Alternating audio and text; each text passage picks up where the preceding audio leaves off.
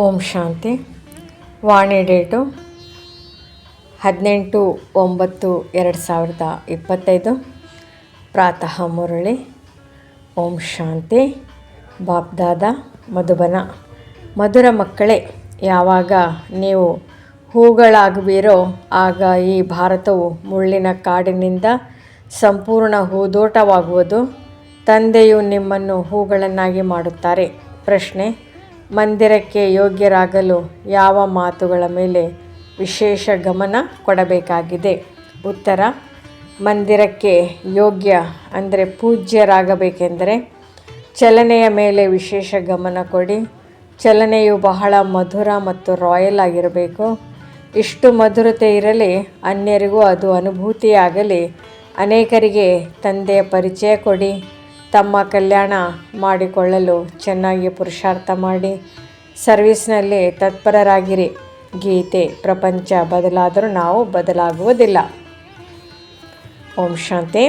ಆತ್ಮಿಕ ಮಕ್ಕಳು ತಿಳಿದುಕೊಂಡಿದ್ದೀರಿ, ತಂದೆಯು ಬ್ರಹ್ಮರವರ ಮೂಲಕ ತಿಳಿಸುತ್ತಿದ್ದಾರೆ. ಬ್ರಹ್ಮನ ರಥದ ಮೂಲಕವೇ ತಿಳಿಸುತ್ತಿರುತ್ತಾರೆ. ನಾವು ಈ ಪ್ರತಿಜ್ಞೆ ಮಾಡುತ್ತೇವೆ: ಶ್ರೀಮತದಂತೆ ಈ ಭಾರತ ಭೂಮಿಯನ್ನು ಪತಿತ ಭಾರತದಿಂದ ಪಾವನ ಮಾಡುತ್ತೇವೆ. ವಿಶೇಷವಾಗಿ ಭಾರತ ಮತ್ತು ಇಡೀ ಪ್ರಪಂಚದ ಎಲ್ಲರಿಗೆ ನಾವು ಪತಿತರಿಂದ ಪಾವನರಾಗುವ ಮಾರ್ಗವನ್ನು ತಿಳಿಸುತ್ತೇವೆ. ಇಷ್ಟು ವಿಚಾರಗಳನ್ನು ಪ್ರತಿಯೊಬ್ಬರೂ ತಮ್ಮ ಬುದ್ಧಿಯಲ್ಲಿಡಬೇಕು. ತಂದೆಯು ತಿಳಿಸುತ್ತಾರೆ ಡ್ರಾಮಾನುಸಾರ, ಯಾವಾಗ ನೀವು ಹೂಗಳಾಗುವಿರೋ, ಯಾವಾಗ ಆ ಸಮಯವು ಬಂದು ಬಿಡುವುದೋ ಆಗ ಸಂಪೂರ್ಣ ಹೂದೋಟವಾಗಿ ಬಿಡುವುದು. ನಿರಾಕಾರನಿಗೆ ಹೂದೋಟದ ಮಾಲೀಕ ಮತ್ತು ಮಾಲಿ ಎಂದು ಹೇಳಲಾಗುತ್ತದೆ. ಮಾಲಿಯು ಸಹ ಆತ್ಮ ಆಗಿದ್ದಾರೆ, ಶರೀರವಲ್ಲ. ಮಾಲೀಕ ಸಹ ಆತ್ಮ ಆಗಿದ್ದಾರೆ. ತಂದೆ ತಿಳಿಸುವುದು ಎಂದರೆ ಖಂಡಿತವಾಗಿಯೂ ಶರೀರದ ಮೂಲಕ ಅಲ್ಲವೇ? ಶರೀರದ ಜೊತೆಯೇ ಅವರನ್ನು ಮಾಲಿ ಅಥವಾ ಮಾಲೀಕನೆಂದು ಕರೆಯಲಾಗುತ್ತದೆ. ಯಾರು ಈ ವಿಶ್ವವನ್ನು ಹೂದೋಟವನ್ನಾಗಿ ಮಾಡುತ್ತಾರೆ, ಹೂದೋಟವಾಗಿತ್ತು. ಎಲ್ಲಿ ಈ ದೇವತೆಗಳಿದ್ದರೂ ಅಲ್ಲಿ ಯಾವುದೇ ದುಃಖವಿರಲಿಲ್ಲ. ಇಲ್ಲಿ ಮುಳ್ಳುಗಳ ಕಾಡಿನಲ್ಲಂತೂ ಬಹಳ ದುಃಖವಿದೆ. ರಾವಣ ರಾಜ್ಯದಲ್ಲಿ ಮುಳ್ಳುಗಳ ಕಾಡಾಗಿದೆ. ಯಾರೂ ಕೂಡಲೇ ಹೂವಾಗಿ ಬಿಡುವುದಿಲ್ಲ. ದೇವತೆಗಳ ಮುಂದೆ ಹೋಗಿ ನಾವು ಜನ್ಮ ಜನ್ಮಾಂತರದ ಪಾಪಿಗಳಾಗಿದ್ದೇವೆ, ಅಜಾಮಿಳರಾಗಿದ್ದೇವೆ ಎಂದು ಹೇಳುತ್ತಾರೆ. ಬಂದು ನಮ್ಮನ್ನು ಪುಣ್ಯಾತ್ಮರನ್ನಾಗಿ ಮಾಡಿ ಎಂದು ಪ್ರಾರ್ಥನೆ ಮಾಡುತ್ತಾರೆ. ನಾವೀಗ ಪಾಪಾತ್ಮರಾಗಿದ್ದೇವೆ, ಯಾವುದೋ ಸಮಯದಲ್ಲಿ ಪುಣ್ಯಾತ್ಮರಾಗಿದ್ದೆವು ಎಂಬುದನ್ನು ತಿಳಿಯುತ್ತಾರೆ. ಈಗ ಈ ಪ್ರಪಂಚದಲ್ಲಿ ಪುಣ್ಯಾತ್ಮರ ಕೇವಲ ಚಿತ್ರಗಳಿವೆ, ರಾಜಧಾನಿಯ ಮುಖ್ಯಸ್ಥರ ಚಿತ್ರಗಳಿವೆ ಮತ್ತು ಅವರನ್ನು ಈ ರೀತಿ ಮಾಡುವವರು ನಿರಾಕಾರ ಶಿವನಾಗಿದ್ದಾರೆ.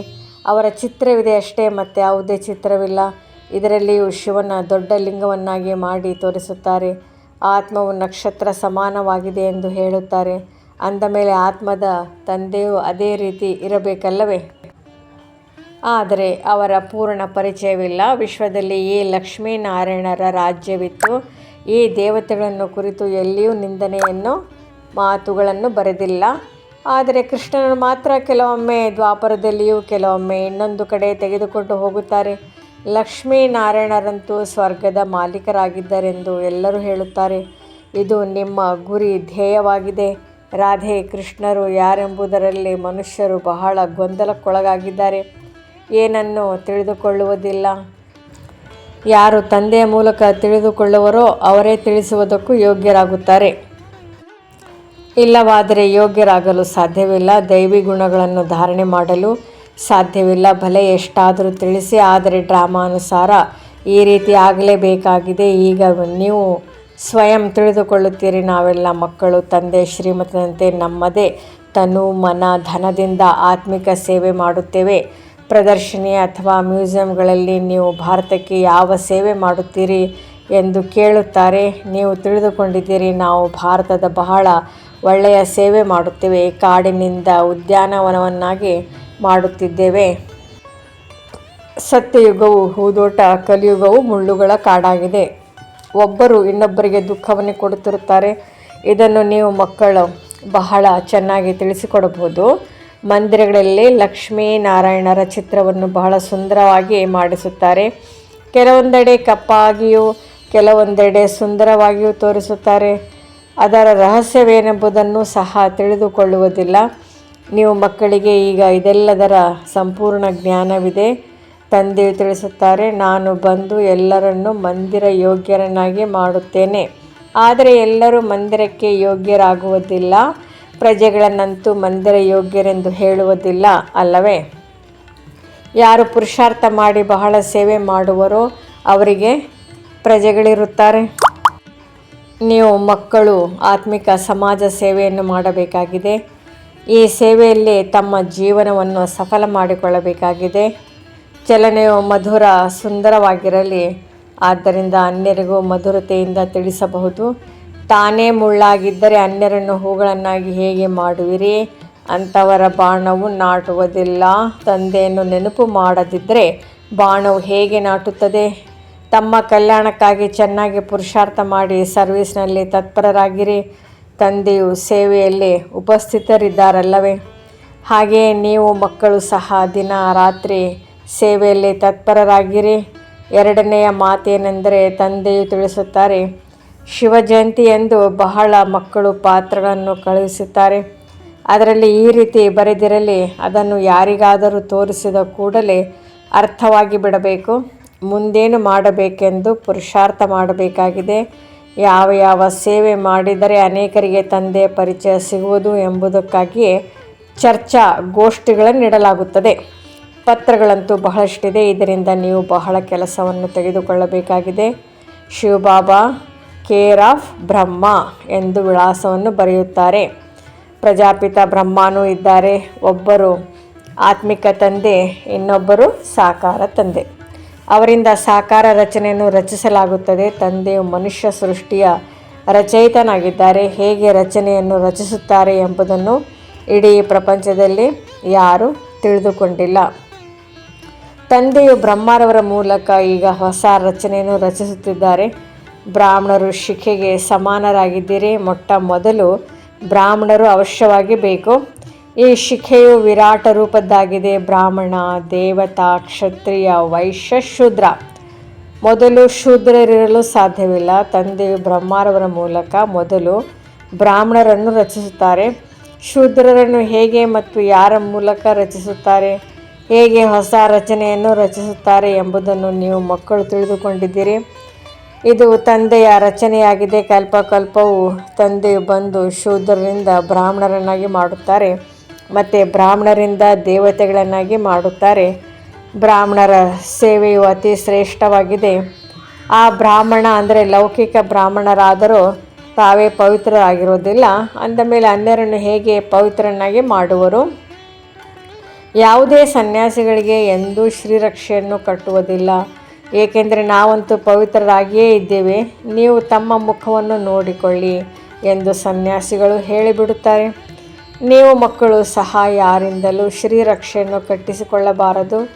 ಪ್ರಪಂಚದಲ್ಲಂತೂ ಎಲ್ಲರೂ ಒಬ್ಬರು ಇನ್ನೊಬ್ಬರಿಗೆ ಶ್ರೀರಕ್ಷೆಯನ್ನು ಕಟ್ಟುತ್ತಾರೆ. ಸಹೋದರಿಯು ಸಹೋದರನಿಗೆ ಕಟ್ಟುತ್ತಾಳೆ. ಈ ಪದ್ಧತಿಯು ಈಗ ಹೊರಬಂದಿದೆ. ನೀವೀಗ ಶೂದ್ರರಿಂದ ಬ್ರಾಹ್ಮಣರಾಗಲು ಪುರುಷಾರ್ಥ ಮಾಡುತ್ತೀರಿ. ಸ್ತ್ರೀ ಪುರುಷರಿಬ್ಬರೂ ಪವಿತ್ರತೆಯ ಪ್ರತಿಜ್ಞೆ ಮಾಡುತ್ತಾರೆ. ನಾವು ಹೇಗೆ ತಂದೆಯ ಶ್ರೀಮತದಂತೆ ಪವಿತ್ರರಾಗಿರುತ್ತೇವೆ ಎಂಬುದನ್ನು ಇಬ್ಬರು ತಿಳಿಸಬೇಕಾಗಿದೆ. ಅಂತ್ಯದವರೆಗೂ ಈ ಕಾಮವಿಕಾರದ ಮೇಲೆ ಗೆಲ್ಲುತ್ತಿದ್ದರೆ ಪವಿತ್ರ ಪ್ರಪಂಚದ ಮಾಲೀಕರಾಗುತ್ತೀರಿ. ಸತ್ಯಕ್ಕೆ ಪವಿತ್ರ ಪ್ರಪಂಚವೆಂದು ಹೇಳಲಾಗುತ್ತದೆ. ನೀವೆಲ್ಲರೂ ಪವಿತ್ರರಾಗಿದ್ದೀರಿ. ವಿಕಾರದಲ್ಲಿ ಬೀಳುವವರಿಗೆ ಶ್ರೀರಕ್ಷೆಯನ್ನು ಕಟ್ಟಿರಿ.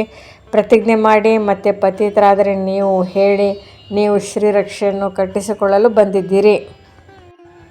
ಮತ್ತೇನಾಯಿತು? ಆಗ ಮಾಯೆಯಿಂದ ಸೋಲನ್ನು ಅನುಭವಿಸಿದ್ವಿ ಎಂದು ಹೇಳುತ್ತಾರೆ.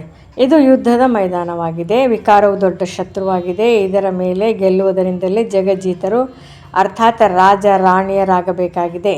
ಪ್ರಜೆಗಳಿಗೆ ಜಗಜ್ಜೀತರೆಂದು ಹೇಳುವುದಿಲ್ಲ. ರಾಜ ರಾಣಿಯರೇ ಪರಿಶ್ರಮ ಪಡುತ್ತಾರಲ್ಲವೇ? ನಾವಂತೂ ಲಕ್ಷ್ಮೀ ನಾರಾಯಣರಾಗುತ್ತೇವೆಂದು ಹೇಳುತ್ತಾರೆ. ಅವರು ಮತ್ತೆ ರಾಮ ಸೀತೆಯರು ಆಗುತ್ತಾರೆ. ಲಕ್ಷ್ಮೀನಾರಾಯಣರ ನಂತರ ಅವರ ಸಿಂಹಾಸನವನ್ನು ಅವರ ಮಕ್ಕಳೇ ಅಲಂಕರಿಸುತ್ತಾರೆ. ಆ ಲಕ್ಷ್ಮೀನಾರಾಯಣರು ಮತ್ತೆ ಇನ್ನೊಂದು ಜನ್ಮದಲ್ಲಿ ಕೆಳಗೆ ಬಂದು ಬಿಡುತ್ತಾರೆ.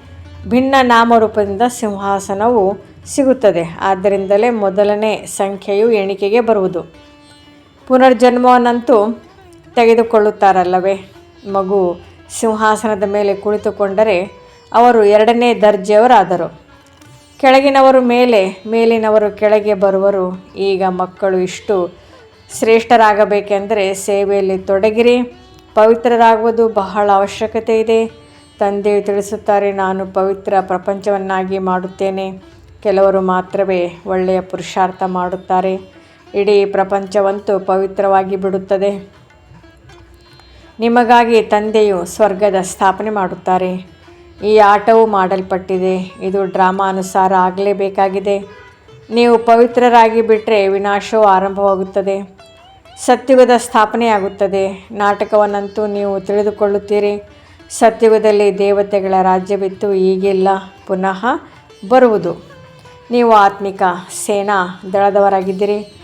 ನೀವು ಪ್ರಪಂಚ ವಿಕಾರಗಳ ಮೇಲೆ ಜಯ ಗಳಿಸಿ ಜಗಜ್ಜೀತರಾಗುವವರಾಗಿದ್ದೀರಿ. ಜನ್ಮ ಜನ್ಮಾಂತರ ಪಾಪಗಳನ್ನು ಕಳೆಯಲು ತಂದೆಯು ಯುಕ್ತಿಗಳನ್ನು ತಿಳಿಸುತ್ತಾರೆ. ತಂದೆಯು ಒಂದೇ ಬಾರಿ ಬಂದು ಯುಕ್ತಿಯನ್ನು ತಿಳಿಸುತ್ತಾರೆ. ರಾಜಧಾನಿಯು ಸ್ಥಾಪನೆಯಾಗುವವರೆಗೆ ವಿನಾಶವಾಗುವುದಿಲ್ಲ. ನೀವು ಬಹಳ ಗುಪ್ತ ಯೋಧರಾಗಿದ್ದೀರಿ. ಕಲಿಯುಗದ ನಂತರ ಸತ್ಯುಗವಾಗುವುದು ಮತ್ತು ಸತ್ಯುಗದಲ್ಲೆಂದೂ ಕಲಹಗಳಾಗುವುದಿಲ್ಲ. ಮಕ್ಕಳಿಗೆ ತಿಳಿದಿದೆ, ಎಲ್ಲ ಆತ್ಮಗಳು ಯಾರೆಲ್ಲ ಪಾತ್ರವನ್ನು ಅಭಿನಯಿಸುತ್ತಾರೆಯೋ ಎಲ್ಲರದು ನಿಗದಿಯಾಗಿದೆ. ಹೇಗೆ ಕೈಗೊಂಬೆಗಳಿರುತ್ತವೆಯಲ್ಲವೇ ಹಾಗೆಯೇ ನರ್ತಿಸುತ್ತಿರುತ್ತಾರೆ. ಇದು ನಾಟಕವಾಗಿದೆ. ಈ ನಾಟಕದಲ್ಲಿ ಪ್ರತಿಯೊಬ್ಬರ ಪಾತ್ರವಿದೆ. ಪಾತ್ರವನ್ನು ಅಭಿನಯಿಸುತ್ತಾ ನೀವು ತಮೋ ಪ್ರಧಾನರಾಗಿದ್ದೀರಿ. ನೀವೀಗ ಮತ್ತೆ ಮೇಲೆ ಹೋಗುತ್ತೀರಿ, ಸತೋ ಪ್ರಧಾನರಾಗುತ್ತೀರಿ. ಜ್ಞಾನವು ಸೆಕೆಂಡಿನದಾಗಿದೆ. ಸತೋ ಪ್ರಧಾನರಾಗುತ್ತೀರಿ, ಮತ್ತೆ ಇಳಿಯುತ್ತಾ ತಮೋ ಪ್ರಧಾನರಾಗುತ್ತೀರಿ. ತಂದೆಯು ಪುನಃ ಮೇಲೆ ಕರೆದುಕೊಂಡು ಹೋಗುತ್ತಾರೆ. ವಾಸ್ತವದಲ್ಲಿ ಆ ಮೀನುಗಳು ಗಾಳಕ್ಕೆ ಸಿಕ್ಕಿ ಹಾಕಿಕೊಳ್ಳುತ್ತವೆ. ಹಾಗೆಯೇ ಈ ಮನುಷ್ಯರನ್ನು ಸಹ ಹಾಕಬೇಕು. ಹೀಗೆ ಇಳಿಯುವ ಕಲೆ ಮತ್ತು ಏರುವ ಕಲೆ ಆಗುತ್ತದೆ. ನೀವು ಏರುತ್ತೀರಿ ಮತ್ತು ಕೆಳಗೆ ಇಳಿಯುತ್ತಾ ಮೇಲಿನಿಂದ ಅಂದರೆ ಸತ್ಯುಗ ಇಳಿಯುವುದರಲ್ಲಿ 5000 ವರ್ಷಗಳು ಹಿಡಿಸುತ್ತವೆ. ಈ 84 ಜನ್ಮಗಳ ಚಕ್ರವು ನಿಮ್ಮ ಬುದ್ಧಿಯಲ್ಲಿದೆ. ಇಳಿಯುವ ಕಲೆ ಮತ್ತು ಏರುವ ಕಲೆಯ ರಹಸ್ಯವನ್ನು ತಂದೆ ತಿಳಿಸಿದ್ದಾರೆ. ನಿಮ್ಮಲ್ಲಿ ನಂಬರ್ವಾರ್ ತಿಳಿದುಕೊಂಡಿದ್ದೀರಿ ಮತ್ತು ಪುರುಷಾರ್ಥ ಮಾಡುತ್ತೀರಿ. ಯಾರು ತಂದೆಯನ್ನು ನೆನಪು ಮಾಡುವರೋ ಅವರು ಬೇಗನೆ ಮೇಲೆ ಹೋಗುತ್ತಾರೆ. ಇದು ಪ್ರವೃತ್ತಿ ಮಾರ್ಗವಾಗಿದೆ. ಹೇಗೆ ಸ್ಪರ್ಧೆಯಲ್ಲಿ ಜೋಡಿಯನ್ನು ಓಡಿಸುವಾಗ ಜೋಡಿಯು ಅಂದರೆ ಉದಾಹರಣೆ ಹೋರಿಗಳು ಒಂದೊಂದು ಕಾಲನ್ನು ಕಟ್ಟಿ ಓಡಿಸುತ್ತಾರೆ. ಇದು ಸಹ ಒಂದು ಸ್ಪರ್ಧೆ ಅಲ್ಲವೇ? ಯಾರಿಗಾದರೂ ಅಭ್ಯಾಸವಿಲ್ಲವೆಂದರೆ ಕೆಳಗೆ ಬೀಳುತ್ತಾರೆ. ಇಲ್ಲಿಯೂ ಸಹ ಅದೇ ರೀತಿಯಾಗುತ್ತದೆ. ಒಬ್ಬರು ಮುಂದುವರಿಯುತ್ತಾರೆ, ಆಗ ಇನ್ನೊಬ್ಬರು ತಡೆಯುತ್ತಾರೆಂದರೆ ಅಲ್ಲಿ ಇಬ್ಬರು ಕೆಳಗೆ ಬೀಳುತ್ತಾರೆ. ತಂದೆಗೆ ಆಶ್ಚರ್ಯವಾಗುತ್ತದೆ. ವೃದ್ಧರಲ್ಲಿಯೂ ಕಾಮದ ಬೆಂಕಿಯು ಹತ್ತಿಕೊಂಡರೆ ಅವರು ಸಹ ಕೆಳಗೆ ಬೀಳುತ್ತಾರೆ. ಬೇರೆಯವರು ಬೀಳಿಸಿದರೆಂದಲ್ಲ, ಬೀಳದಿರುವುದು ತನ್ನ ಕೈಯಲ್ಲಿರುತ್ತದೆ. ಯಾರಾದರೂ ಪೆಟ್ಟನ್ನು ಕೊಡುತ್ತಾರೆ. ನಾವು ಬೀಳುವುದಾದರೆ ನಾವೇಕೆ ಬೀಳಬೇಕು? ಏನೇ ಆಗಿ ಬಿಡಲಿ, ನಾವು ಬೀಳುವುದಿಲ್ಲ. ಬಿದ್ದರೆ ಎಲ್ಲವೂ ಸಮಾಪ್ತಿಯಾಗುತ್ತದೆ. ಬಹಳ ದೊಡ್ಡ ಪೆಟ್ಟು ಬೀಳುತ್ತದೆ. ಮೂಳೆಗಳು ಮುರಿಯುತ್ತವೆ. ನಂತರ ಬಹಳ ಪಶ್ಚಾತ್ತಾಪ ಪಡುತ್ತಾರೆ. ತಂದೆಯು ಭಿನ್ನ ಭಿನ್ನ ಪ್ರಕಾರವಾಗಿ ತಿಳಿಸುತ್ತಿರುತ್ತಾರೆ. ಇದನ್ನು ಸಹ ತಿಳಿಸಿದರು. ಶಿವ ಜಯಂತಿಯಂದು ಇಂತಹ ಪತ್ರಗಳನ್ನು ಬರೆಯಬೇಕು. ಅದನ್ನು ಮನುಷ್ಯರು ಓದಿದ ಕೂಡಲೇ ಅರ್ಥವಾಗಬೇಕು. ವಿಚಾರಸಾಗರ ಮಂಥನ ಮಾಡಲು ತಂದೆಯು ಸಮಯ ಕೊಡುತ್ತಾರೆ. ಪತ್ರಗಳನ್ನು ನೋಡಿದರೆ ಸಾಕು, ಆಶ್ಚರ್ಯಚಕಿತರಾಗಬೇಕು. ಎಲ್ಲರೂ ಬಾಬ್ದಾದ ಎಂದು ಬರೆಯುತ್ತಾರೆ. ನೀವು ತಿಳಿಸಿಕೊಡಿ. ಶಿವ ತಂದೆಗೆ ಬಾಪ್ ಅಂದರೆ ತಂದೆ ಮತ್ತು ಬ್ರಹ್ಮ ತಂದೆಗೆ ದಾದಾ ಅಂದರೆ ಅಣ್ಣ ಎಂದು ಬರೆಯುತ್ತೇವೆ. ಒಬ್ಬರಿಗೆ ಎಂದಾದರೂ ಬಾಬ್ದಾದ ಎಂದು ಹೇಳುತ್ತಾರೆಯೇ? ಇದು ವಿಚಿತ್ರವಾದ ಮಾತಾಗಿದೆ. ಇದರಲ್ಲಿ ಸತ್ಯವಾದ ಜ್ಞಾನವಿದೆ. ಆದರೆ ನೆನಪಿನಲ್ಲಿದ್ದಾಗ ಮಾತ್ರವೇ ಅನ್ಯರಿಗೆ ಬಾಣವು ನಾಟುವುದು. ಮಕ್ಕಳು ಪದೇ ಪದೇ ದೇಹಾಭಿಮಾನದಲ್ಲಿ ಬಂದು ಬಿಡುತ್ತಾರೆ. ಆದ್ದರಿಂದ ತಂದೆ ತಿಳಿಸುತ್ತಾರೆ, ಆತ್ಮಾಭಿಮಾನಿಗಳಾಗಿ ಆತ್ಮವೇ ಶರೀರವನ್ನು ಧಾರಣೆ ಮಾಡಿ ಪಾತ್ರವನ್ನು ಅಭಿನಯಿಸುತ್ತದೆ. ಯಾರಾದರೂ ಮರಣ ಹೊಂದಿದರೂ ಸಹ ಯಾವುದೇ ಸಂಕಲ್ಪವಿಲ್ಲ. ಆತ್ಮದಲ್ಲಿ ಯಾವ ಪಾತ್ರವು ನಿಗದಿಯಾಗಿದೆ ಅದನ್ನು ನಾವು ಸಾಕ್ಷಿಯಾಗಿ ನೋಡುತ್ತೇವೆ. ಅವರು ಒಂದು ಶರೀರವನ್ನು ಬಿಟ್ಟು ಇನ್ನೊಂದನ್ನು ತೆಗೆದುಕೊಂಡು ಅಭಿನಯಿಸಬೇಕಾಗಿದೆ. ಇದರಲ್ಲಿ ನಾವೇನು ಮಾಡಲು ಸಾಧ್ಯ? ಈ ಜ್ಞಾನವು ಸಹ ನಂಬರ್ವಾರ್ ನಿಮ್ಮ ಬುದ್ಧಿಯಲ್ಲಿದೆ. ಕೆಲವರು ಬುದ್ಧಿಯಲ್ಲಿ ನಿಲ್ಲುವುದೇ ಇಲ್ಲ, ಆದ್ದರಿಂದ ಯಾರಿಗೂ ತಿಳಿಸುವುದಿಲ್ಲ. ಆತ್ಮವು ಸಂಪೂರ್ಣ ಕಾದ ಹಂಚಿನ ತರಹ ತಮೋ ಪ್ರಧಾನ ಪತಿತವಾಗಿದೆ. ಅದರ ಮೇಲೆ ಜ್ಞಾನಾಮೃತವನ್ನು ಹಾಕಿದರೂ ಸಹ ಅದು ನಿಲ್ಲುವುದಿಲ್ಲ. ಯಾರು ಬಹಳ ಭಕ್ತಿ ಮಾಡಿದ್ದಾರೆಯೋ ಅವರಿಗೆ ಬಾಣವು ನಾಟುವುದು, ತಕ್ಷಣ ಧಾರಣೆಯಾಗುವುದು. ಲೆಕ್ಕವೇ ಈ ರೀತಿ ಆಶ್ಚರ್ಯಕರವಾಗಿದೆ. ನಂಬರ್ 1 ಪಾವನರೇ ನಂತರ ಪತಿತರಾಗುತ್ತಾರೆ. ಇವು ಸಹ ಎಷ್ಟೊಂದು ತಿಳಿದುಕೊಳ್ಳುವ ಮಾತುಗಳಾಗಿವೆ. ಯಾರ ಅದೃಷ್ಟದಲ್ಲಿಲ್ಲವೋ ಅವರು ವಿದ್ಯೆಯನ್ನೇ ಬಿಟ್ಟು ಬಿಡುತ್ತಾರೆ. ಒಂದು ವೇಳೆ ಬಾಲ್ಯದಲ್ಲಿಯೇ ಜ್ಞಾನದಲ್ಲಿ ತೊಡಗಿ ಬಿಟ್ಟರೆ ಧಾರಣೆಯಾಗುತ್ತಾ ಹೋಗುವುದು. ಇವರು ಬಹಳ ಭಕ್ತಿ ಮಾಡಿದ್ದಾರೆಂದು ತಿಳಿಯುತ್ತಾರೆ, ಬಹಳ ಬುದ್ಧಿವಂತರಾಗಲಿ ಎಂದು ತಿಳಿಯುತ್ತಾರೆ. ಏಕೆಂದರೆ ಕರ್ಮೇಂದ್ರಿಯಗಳು ದೊಡ್ಡದಾದರೆ ಮತ್ತೆ ತಿಳುವಳಿಕೆಯು ಹೆಚ್ಚಾಗುತ್ತದೆ. ಲೌಕಿಕ ಮತ್ತು ಅಲೌಕಿಕ ಎರಡೂ ಕಡೆ ಗಮನ ಹೋಗುವುದರಿಂದ ಮತ್ತೆ ಅಷ್ಟು ಪ್ರಭಾವವಿರುವುದಿಲ್ಲ, ಹೊರಟು ಹೋಗುತ್ತದೆ. ಇದು ಈಶ್ವರಿ ವಿದ್ಯೆಯಾಗಿದೆ. ಅಂತರವಿದೆ, ಆದರೆ ಆ ಪ್ರೀತಿಯು ಬೇಕಲ್ಲವೇ? ಒಳ್ಳೆಯದು. ಮಧುರಾತಿ ಮಧುರ. ಅಗಲಿ ಹೋಗಿ ಮರಳಿ ಸಿಕ್ಕಿರುವ ಮಕ್ಕಳ ಪ್ರತಿ ಬಾಬ್ದಾದಾ ಮಾತಾಪಿತರವರ ನೆನಪು, ಪ್ರೀತಿ ಹಾಗೂ ಸುಪ್ರಭಾತ. ಆತ್ಮಿಕ ಮಕ್ಕಳಿಗೆ ಆತ್ಮಿಕ ತಂದೆಯ ನಮಸ್ತೆ. ಧಾರಣೆಗಾಗಿ ಮುಖ್ಯ ಸಾರ. ಮೊದಲನೇದು, ಆತ್ಮೀಯ ಸೈನಿಕರಾಗಿ ಪಂಚವಿಕಾರಗಳ ಮೇಲೆ ಜಯ ಗಳಿಸಬೇಕಾಗಿದೆ. ಅವಶ್ಯವಾಗಿ ಪವಿತ್ರರಾಗಬೇಕಾಗಿದೆ. ಶ್ರೀಮತದ ಅನುಸಾರ ಭಾರತವನ್ನು ಪಾವನಗೊಳಿಸುವ ಸೇವೆ ಮಾಡಬೇಕಾಗಿದೆ. ಎರಡನೇ ಪಾಯಿಂಟ್, ಈ ಬೇಹದ್ದಿನ ನಾಟಕದಲ್ಲಿ ಪ್ರತಿ ಪಾತ್ರವನ್ನು ಆತ್ಮಾಭಿಮಾನಿಯಾಗಿ ಅಭಿನಯಿಸಬೇಕಾಗಿದೆ. ದೇಹಾಭಿಮಾನದಲ್ಲೆಂದೂ ಬರಬಾರದು. ಸಾಕ್ಷಿಯಾಗಿ ಪ್ರತಿಯೊಬ್ಬ ಪಾತ್ರಧಾರಿಯ ಪಾತ್ರವನ್ನು ನೋಡಬೇಕಾಗಿದೆ. ವರದಾನ, ಸದಾ ಖುಷಿ ಮತ್ತು ಮೋಜಿನ ಸ್ಥಿತಿಯಲ್ಲಿರುವ ಕಂಬೈನ್ಡ್ ಸ್ವರೂಪದ ಅನುಭವಿ ಭವ. ಬಾಬ್ದಾದಾರವರು ಮಕ್ಕಳಿಗೆ ಸದಾ ಹೇಳುತ್ತಾರೆ, ಮಕ್ಕಳೇ, ತಂದೆಯ ಕೈಯಲ್ಲಿ ಕೈಕೊಟ್ಟು ನಡೆಯಿರಿ, ಒಂಟಿಯಾಗಿ ನಡೆಯದಿರಿ. ಒಂಟಿಯಾಗಿ ನಡೆಯುವುದರಿಂದ ಕೆಲವೊಮ್ಮೆ ಬೋರ್ ಆಗಿಬಿಡುತ್ತೀರಿ, ಕೆಲವೊಮ್ಮೆ ಯಾರಾದರೂ ದೃಷ್ಟಿ ಬೀಳುತ್ತದೆ. ತಂದೆಯ ಜೊತೆ ಕಂಬೈಂಡ್ ಆಗಿದ್ದೇನೆ, ಈ ಸ್ವರೂಪದ ಅನುಭವ ಮಾಡುತ್ತೀರೆಂದರೆ ಎಂದಿಗೂ ಮಾಯೆ ಕಣ್ಣು ಬೀಳುವುದಿಲ್ಲ ಮತ್ತು ಜೊತೆಯ ಅನುಭವವಾಗಿರುವ ಕಾರಣದಿಂದ ಖುಷಿಯ ಮೋಜಿನಲ್ಲಿ ತಿನ್ನುತ್ತಾ ನಡೆಯುತ್ತಾ ಮೋಜನ್ನು ಆಚರಿಸುತ್ತಾ ಇರುತ್ತೀರಿ. ಮೋಸ ಹಾಗೂ ದುಃಖ ಕೊಡುವ ಸಂಬಂಧಗಳಲ್ಲಿ ಸಿಲುಕುವುದರಿಂದಲೂ ಪಾರಾಗಿ ಬಿಡುತ್ತೀರಿ. ಸ್ಲೋಗನ್, ಯೋಗವೆಂಬ ಕವಚವನ್ನು ಧರಿಸುತ್ತೀರೆಂದರೆ ಮಾಯೆ ಎಂಬ ಶತ್ರುವಿನ ಯುದ್ಧವಾಗುವುದಿಲ್ಲ. ಅವ್ಯಕ್ತ ಸೂಚನೆ. ಈಗ ಲಗನ್ನಿನ ಅಂದರೆ ಪ್ರೀತಿಯ ಅಗ್ನಿಯನ್ನು ಪ್ರಜ್ವಲಿತಗೊಳಿಸಿ ಯೋಗವನ್ನು ಜ್ವಾಲಾರೂಪವನ್ನಾಗಿ ಮಾಡಿ. ಹೇಗೆ ದುಃಖಿ ಆತ್ಮಗಳ ಮನಸ್ಸಿನಲ್ಲಿ ಈ ಶಬ್ದ ಶುರುವಾಗಿದೆ, ಈಗ ವಿನಾಶವಾಗಲಿ. ಅದರಂತೆ ತಾವು ವಿಶ್ವ ಕಲ್ಯಾಣಕಾರಿ ಆತ್ಮರ ಮನಸ್ಸಿನಲ್ಲಿ ಈ ಸಂಕಲ್ಪ ಉತ್ಪನ್ನವಾಗಲಿ. ಈಗ ಬೇಗ ಸರ್ವರ ಕಲ್ಯಾಣವಾದಾಗಲೇ ಸಮಾಪ್ತಿಯಾಗುತ್ತದೆ. ವಿನಾಶಕಾರಿಗಳೇ ಕಲ್ಯಾಣಕಾರಿ ಆತ್ಮರ ಸಂಕಲ್ಪದ ಸೂಚನೆ ಬೇಕು. ಅದಕ್ಕಾಗಿ ತಮ್ಮ ಎವರೆಡಿಯಾಗುವ ಶಕ್ತಿಶಾಲಿ ಸಂಕಲ್ಪದಿಂದ ಜ್ವಾಲಾರೂಪದ ಯೋಗ ಮೂಲಕ ವಿನಾಶ ಜ್ವಾಲೆಯನ್ನು ತೀವ್ರ ಮಾಡಿ. ಓಂ ಶಾಂತಿ.